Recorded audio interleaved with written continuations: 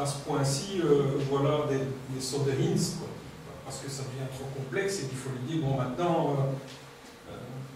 Assertion. Ou sinon, PEX marche assez bien. Ce qui va tuer l'analyse de PEX, c'est les dépendances, c'est la complexité. Donc si dans votre code, vous lisez des fichiers XML, et puis vous êtes plus branché par rapport aux valeurs dans ces fichiers XML, ça ne va pas marcher.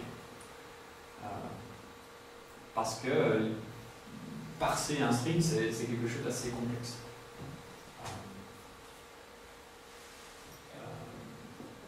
Et donc, il n'y a pas de moyen de donner de hint aujourd'hui à PEX. Je suppose que la réflexion marche un peu. La réflexion marche jusqu'à un certain niveau. On a modélisé une partie de la réflexion. Si vous générez du code, PEX marche aussi à la condition d'utiliser un assembly builder. Pour des raisons c'est des limitations du runtime. Donc réflexion, c'est pour lire des fichiers privés ou ce genre de choses. Enfin, des champs privés ou exécuter des méthodes. Donc, par exemple, vous pouvez utiliser les accesseurs privés de MS-Test avec PEX pour tester des fonctions privées. Mais il y a toujours un moment où ça ne va plus marcher. Comme on l'a dit dans les slides, ce qu'on essaye de résoudre est indécidable à la base. Donc j'ai parlé pendant 2 heures de PEX et de moles et de stubs. Juste pour vous dire que vous pouvez les télécharger, je ne crois pas que j'ai un slide là-dessus, mais vous pouvez les télécharger dès aujourd'hui sur les sites de DevLabs, ou alors si vous cherchez sur le web PEX test unitaire, vous allez tomber sur un site. On a un forum qui est très actif, vous pouvez poser vos questions si vous avez le moins de problèmes. Actuellement, DevLabs, il faut une licence MS Team Test ou Team Engineering. Ou alors vous pouvez l'essayer sur Visual Studio 2010 Ultimate, que vous avez déjà téléchargé et installé sur une VM quelque part. Si vous voulez écrire un papier académique, alors vous pouvez utiliser notre licence, la version académique de PEX qui n'a aucune restriction. Et donc on est toujours à un projet d'incubation qui on reçoit du feedback, et c'est très bon de recevoir du feedback des gens qui l'utilisent sur leurs propres solutions compliquées, ce genre de choses pour voir si ça marche, s'il nous manque des éléments. Voilà.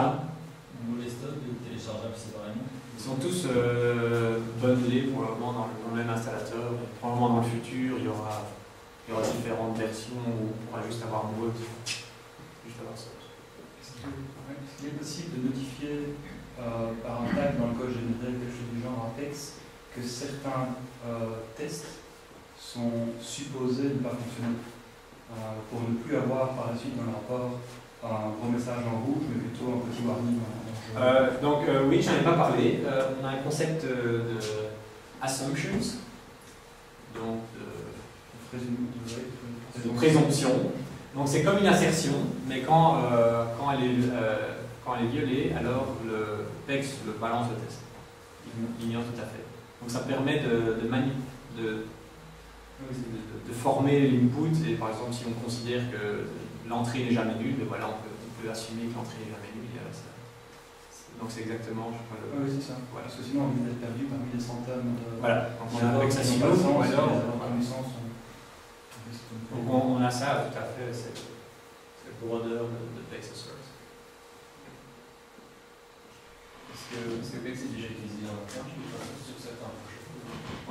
Le projet le plus public que vous connaissez, ça s'appelle Système Reactive. Et ils utilisent exclusivement PEX. Donc ils n'ont plus de suite de tests, ils n'ont que des tests paramétrisés. Et ce qu'ils font, c'est qu'ils réexécutent PEX à chaque fois dans leur build.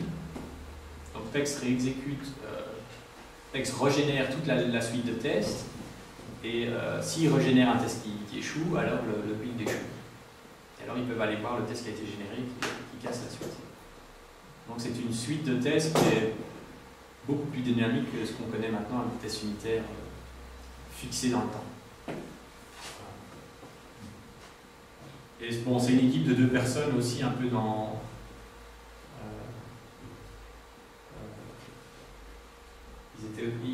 ils ont dû utiliser PEX parce qu'ils n'avaient pas beaucoup de ressources pour tester, donc ils ont dû passer à une méthode plus automatisée. Donc c'est pour ça qu'ils ont été chercher un autre outil de recherche. Mais disons que tout ça, ce sont des développements assez nouveaux. Moles est plus utilisé. Moles est clairement le framework qui fait que les gens utilisent PEX à la base. C'est un problème qui est plus compris. En gros, on n'a pas le choix. Quand on a un problème d'isolation, il n'y a pas 36 outils qui permettent de gérer ce problème. Sinon, c'est assez utilisé en externe. On a des forums assez actifs. On rencontre des customers qui nous disent qu'ils l'utilisent, mais ils ne sont pas officiellement autorisés à l'utiliser. Et pourquoi est-ce que, par exemple, Microsoft, dans ses nouvelles releases de .NET, ne met pas l'accent, par exemple, sur l'utilisation, l'interface, sur la modélisation de leurs assemblies, ce qui permettrait de... Ben, ils le font, le MVC, par exemple, est très orienté testé.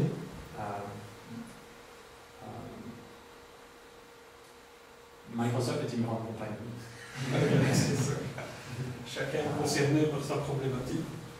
Le .NET en général a été fait pour pouvoir écrire des programmes rapidement. Rapidement avoir quelque chose qui tourne et qui exécute. Et ça implicitement, il faut écrire quelque chose qui n'est non testable. C'est beaucoup plus facile d'appeler une fonction statique que d'avoir une injection de dépendance et ce genre de choses. Maintenant, dans le framework 4.0, vous avez MEF. Vous avez le Manage Extensibility Framework qui est intégré dans le runtime. Vous avez un système de composition pour construire vos systèmes qui fait partie du runtime. Donc à ce niveau-là, c'est aussi le fournir des outils pour faire du code isolé. Je ne sais pas si vous avez entendu parler de MEF. Qui a entendu parler de MEF? Voilà. Donc, MEF est encore un framework qui n'est pas vraiment une injection de dépendance, mais qui ressemble un petit peu. Et donc ça ship avec 4.0 aussi. Bon, tout ce qu'on a shippé avant, on ne va pas l'enlever, hein, c'est juste pour compatibilité. Mais c'est pas moi qui ai fait ces décisions, donc j'en sais rien.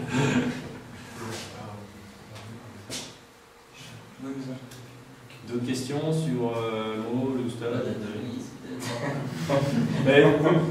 Vous avez accès dès aujourd'hui. Les dates de release officielles, c'est plus dur à dire. Ça chiffrera quand ça chiffre. Ça, pour l'instant, une utilisation intensive. On a des utilisateurs qui nous envoient des dumps, donc ils ont leur process qui fait 20 gigas, qui tourne depuis 3 jours, qui crash, donc sinon ça va. Le tout sous Visual Studio.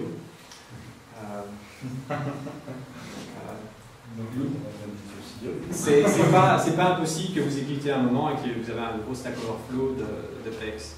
Juste parce que les instrumentations qu'on fait, on va tellement profondément dans le runtime, là on n'est pas supposé être, qu'on a de temps en temps des mauvaises surprises. Il faut bien savoir que MS Core Lib est considéré l'assembly de base de tout le runtime. Et il y a une grosse hypothèse sur cette assembly qui est qu'elle n'a aucune référence externe. Donc toutes les autres assemblies ont des références à d'autres assemblies. MS Core Lib, l'hypothèse de tous les développeurs de .NET, c'est qu'il n'y a pas de référence externe.